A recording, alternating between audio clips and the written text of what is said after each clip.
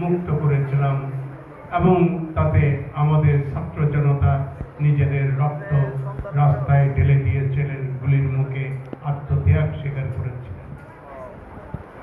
সুতরাং আমরা যে রাষ্ট্র অর্জন করেছি সেটা একটা বিশ্ব পরিচিতি রয়েছে, এটা বাংলাদেশ।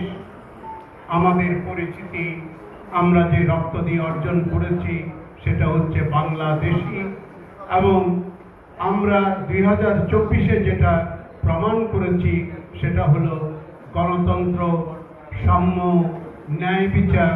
এটি আমরা আমাদের দেশে প্রতিষ্ঠিত করতে চাই এবং কোনো রকমের স্বৈরাচার, ফেসিবাদ বা ধনিকতন্ত্র বা অপর কোনো তন্ত্র আমাদের উপর চাপিয়ে দিলে আমাদের রাষ্ট্র, আমাদের জনগণ সেটা মেনে নিবে না। তার বিরুদ্ধে আন্দোলন করবে, সংগ্রাম করবে, জীবন দান করবে এবং চূড়ান্তভাবে বিজয় অর্জন করবে। এই হচ্ছে আমাদের 24-এর শিক্ষা। আমি নিজে কবিতার বই তেমন লিখিনি, আমি মূলত ইতিহাস লিখি, ইতিহাসের বইয়ের লেখক। উপমহাদেশের আইন ও শাসনের ইতিহাস, 1000 বছরের বাংলা,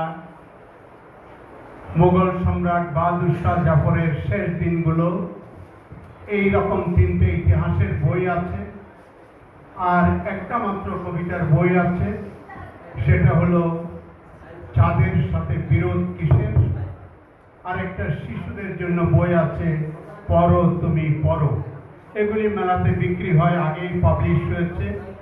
সুতরাং আমি আমার সাহিত্যের সম্পর্কে খুব বিশেষ কিছু বলতে চাই না, বরং আজকে যারা এখানে সাহিত্য উপস্থাপন করেছেন, যারা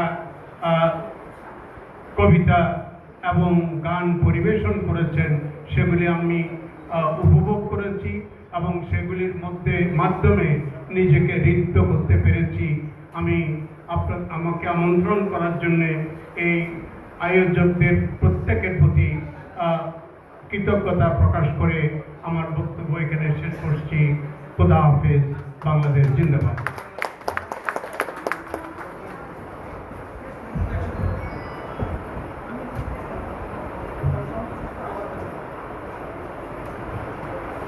ধন্যবাদ।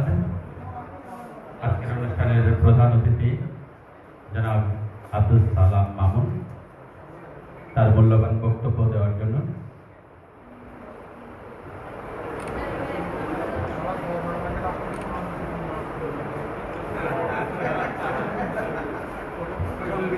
তিনি সম্মাননা গ্রহণ করছেন।